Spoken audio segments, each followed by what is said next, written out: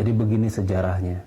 Yang namanya tembakau itu ada sejarahnya. Jadi itu dikembangkan oleh sebuah bangsa. Sebuah bangsa yang memang bangsa itu adalah bangsa yang ingin menguasai dunia. Bab tidak perlu sebutkan bangsa itu bangsa apa, tapi yang jelas awal nama tembakau itu adalah umbaka. Fungsi dari daun umbaka itu adalah daun yang direkayasa genetik, adalah untuk merusak kinerja otak. Di dalam rokok itu sendiri banyak sekali yang namanya racun. Segala macam racun itu ada di situ. Bahkan bisa dikatakan ratusan racun itu ada di rokok. Nah, sekarang lihat perokok. Perokok luar biasa kan, dan iklannya itu luar biasa. Racun yang diakibatkan oleh daun umbaka itu atau daun tembakau itu, sekarang dikenal dengan tembakau itu akan membuat kesadaran si perokok itu, dia itu untuk tidak memperdulikan orang lain. Lihat saja, di bungkusnya tertera kan, merokok menyebabkan kanker, serangan jantung, impotensi, gangguan kehamilan, dan gangguan janin. Nah, mereka tahu itu, mereka membaca itu. Bahkan di beberapa negara ditulis smoking kills, merokok itu membunuh. Tapi mereka tidak tahu kan, dan tidak peduli, tidak mau tahu, bukan tidak tahu, tapi tidak mau peduli bahwa itu tuh merusak. Pada kesehatan dirinya saja mereka tidak peduli, apalagi pada orang lain, begitu kan. Makanya mereka dengan bebas saja merokok di depan kita. Mereka tidak sadar bahwa asap yang diserap oleh mereka yang perokok pasif itu diserap oleh hidung dan langsung ke paru-paru mereka. Sehingga perokok pasif memiliki resiko lebih tinggi daripada perokok yang aktif. Nah, hak-hak kita itu selalu mereka langgar. Misalnya Bapak tidak merokok, dari dulu juga Bapak tidak merokok. Tetapi hak kita tuh selalu dilanggar, padahal di tiap daerah tuh sudah ada perda untuk larangan merokok ini kan. Dan bahkan Allah itu mengharamkan sesuatu yang buruk dan menghalalkan sesuatu yang baik kan, begitu. Nah, tapi kita tidak peduli. Allah sendiri sudah mengharamkan sesuatu yang buruk untuk kita itu. Makanya kenapa perokok itu, mereka itu memang daya otaknya akhirnya terbatas oleh si nikotin ini dan racun-racun. Iya, lihat saja, mereka nggak peduli kan. Mereka tidak peduli kesehatan orang lain dan mereka tidak peduli kesehatan dirinya sendiri. Yang penting enak. Merokok di depan anak-anak, dia tidak peduli bahwa asapnya itu mengganggu anaknya, merusak anaknya. Mereka tidak peduli. Yang penting dirinya enak. Lama-lama perbuatan mereka pun akan menjadi perbuatan-perbuatan yang benar-benar egois.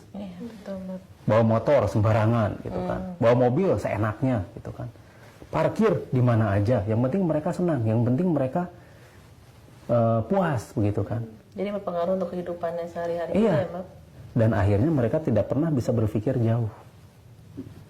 Emosian. Sok lihat, pasti sumbu pendek. Iya. Paling sebatas 5 cm emosinya. Sesuai dengan rokoknya itu. Pasti mereka menjadi orang yang mudah tersinggung. Dan mereka menjadi orang yang keras kepala. Lihat saja Sob. Lama-lama mereka selalu bikin pembenaran-pembenaran. Mereka nggak mau disalahkan. Nah itu. Dan itu akan bahkan mempengaruhi anak-anaknya. Dan lama-lama paru-paru mereka menjadi rusak kan. Jantung mereka menjadi rusak, paru-paru menjadi rusak. Dan anak-anak mereka pun yang dekat di mereka itu akan menjadi ikutan rusak. Makanya jangan berharap masuk surga bagi para perokok. Meskipun dia itu kiai, meskipun dia itu ustad, meskipun dia itu sering ceramah di mana-mana, tapi dia tidak pernah memberikan contoh yang baik pada umat. Jangan harap mereka masuk surga. Aduh, bener ya, Bang. Jangan harap. Iya, menzolimi diri sendiri dan menzolimi orang lain. Orang yang di sekitarnya itu terzolimi oleh mereka. Mereka pakai sorban, pakai ini, jubah dan sebagainya. Rokok ya, Bapak. Iya. Terus bikin tahlilan misal begitu kan. Di tahlilan itu asap di mana-mana. Waduh, cilaka 2 gelas itu. Dan lihat asapnya itu merusak orang-orang sekitar, merusak anak-anaknya, merusak istri-istrinya gitu kan, merusak ibu-ibu dan sebagainya. Nah, ini dia. Jadi jangan harap mereka bisa masuk itu. Jangan mengharap mereka masuk surga selama mereka masih merokok, karena mereka menzolimi diri sendiri dan mereka itu menzolimi orang lain. Iya. Nah, racun-racunnya itu benar-benar luar biasa. Ini merusak banget ya Bapak. Merusak banget. Jadi jauh lebih merusak daripada daun ganja. Merokok itu. Jauh lebih merusak daripada itu. Nah, mudah-mudahan bapak-bapak yang merokok atau ibu-ibu yang merokok juga itu segera menyadari hal ini. Karena sekali lagi, janganlah menzolimi diri sendiri, apalagi menzolimi orang lain. Iya. Karena sudah jelas,